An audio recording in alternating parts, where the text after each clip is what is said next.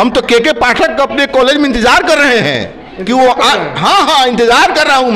मैं आपके माध्यम से को आमंत्रित कर रहा हूं कि आप हमारे कॉलेज में आए और हमारी और समस्याएं के साथ हमारी भी समस्या सुने। खाली जांच होता है, जांच के नाम पर सब हम लोग को भरमाता है। अच्छा, सरकार से क्या कहना चाहेंगे? सरकार से कहना चाहते हैं कि कोई भी जांच हो या कुछ भी हो, पहले जांच हो टीचर का जो कि स्थिति सबसे पहले जिस संस्था में कोई जाए, चाहे के पाठक जाए, कोई जाए, मुख्यमंत्री जाए, पहले टीचर की स्थिति को जाने कि इस बात को अगर के पाठक अगर सही में अगर शिक्षा में सुधार करना चाहते हैं तो शिक्षण संस्थान के साथ साथ टीचर के भी हितों का सुधार करें, तभी ये संभव है।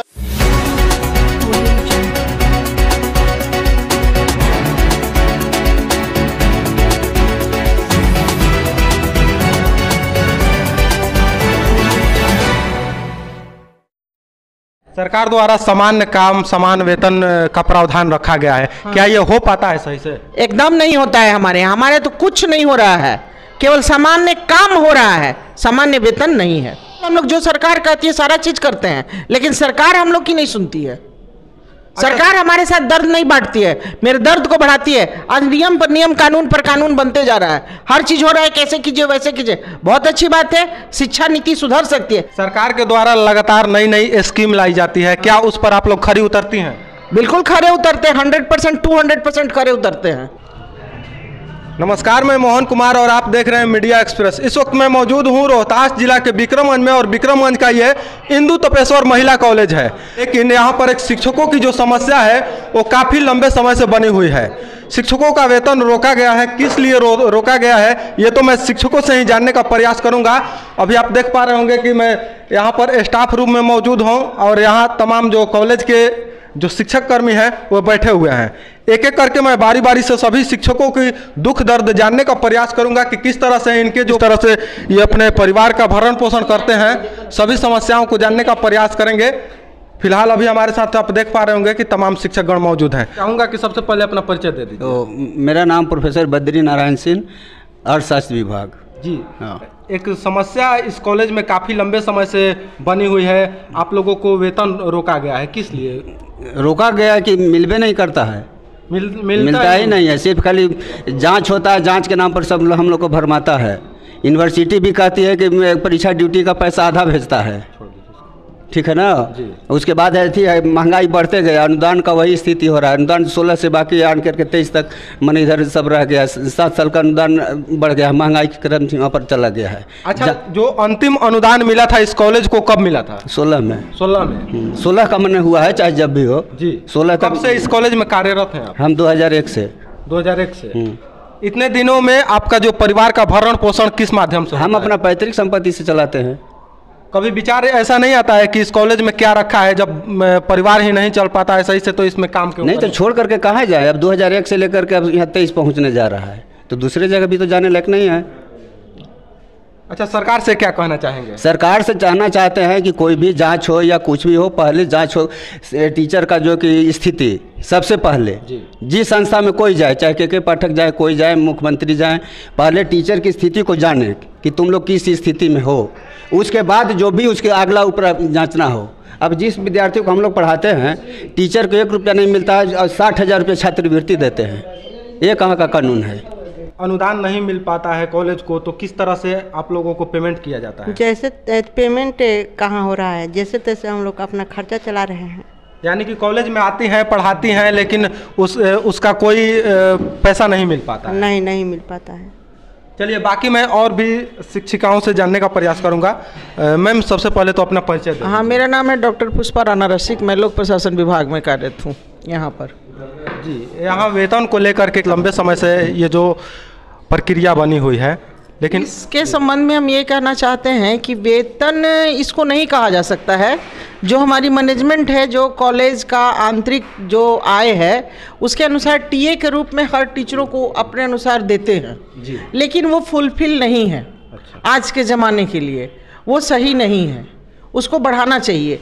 तो बढ़ाने के लिए हम कार्य जब पूरी तरह से कर रहे हैं यहाँ पे, जो कि हर सरकारी संस्था करता है, हर सरकारी कॉलेज कर रहा है, तो हम लोग का भी हक बनता है कि सरकार को भी हम लोगों को उस अनुपात में वेतन की वृद्धि करवानी चाहिए। अनुदान हम लोगों को सरकार की ओर से मिलता है जो कि रेगुलर नहीं है, रेगुलर नहीं है। अच्छा। 7 साल से हमारा अनुदान बाकी है, 16 तक अनुदान मिला है, अभी 23 चल रहा है, तो ये 7 साल का अनुदान नहीं मिला है। एक वही चीज़ है जो हम लोग को दिखाई देता है थोड़ा बहुत, उसको भी कंटिन्यू नहीं करते हैं ये लोग। तो सोचिए कि हम लोग की स्थिति क्या है, हम लोग का दर्द क्या है।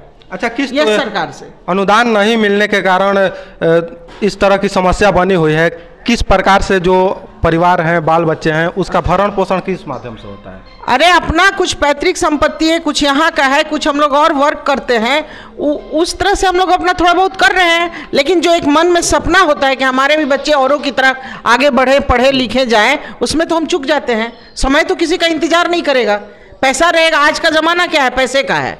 सरकार के द्वारा लगातार नई नई स्कीम लाई जाती है, क्या उस पर आप लोग खरी उतरती हैं? बिल्कुल खरे उतरते हैं, 100% 200% खरे उतरते हैं जी। बिल्कुल। हम लोग जो सरकार कहती है सारा चीज करते हैं, लेकिन सरकार हम लोग की नहीं सुनती है।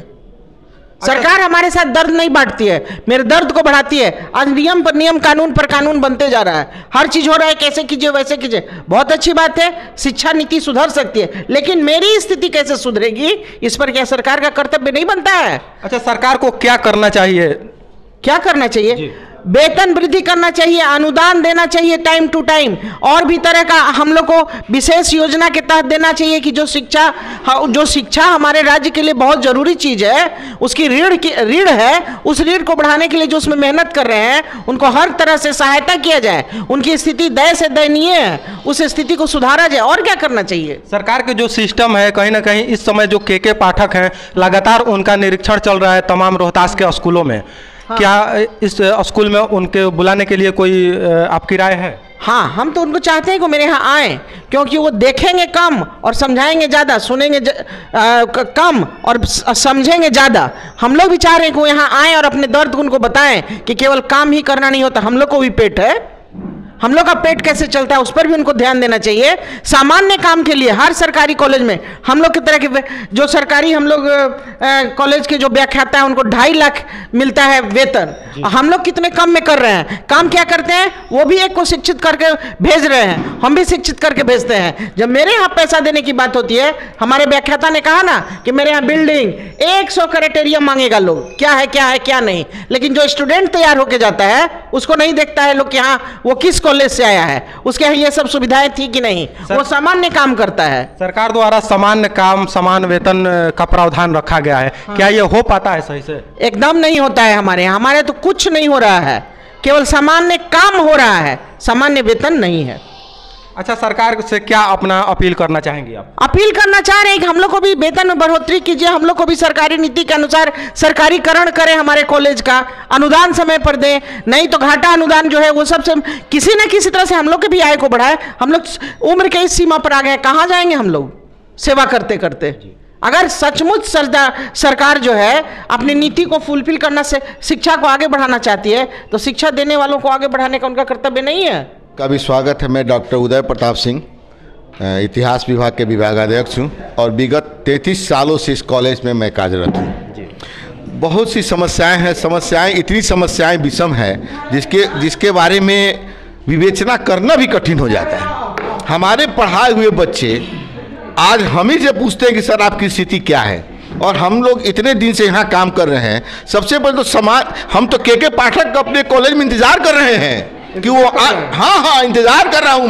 मैं आपके माध्यम से को आमंत्रित कर रहा हूँ कि आप हमारे कॉलेज में आए और हमारी और समस्याएं के साथ हमारी भी समस्या सुने। मैं चाहता हूँ, हम लोग चाहते हैं कि मैं आपसे हम लोग रूबरू होना चाह रहे हैं, अपनी समस्याओं को आपके बताना चाह रहे हैं। हम लोग स्वागत करने के लिए तैयार हैं, जब भी आए या हमको पटना बुलाएं, जब भी आए हम लोग खुलेआम उनसे बात करने के लिए तैयार हैं। हमारी बहुत सी समस्याएं हैं, समान काम समान वेतन नहीं।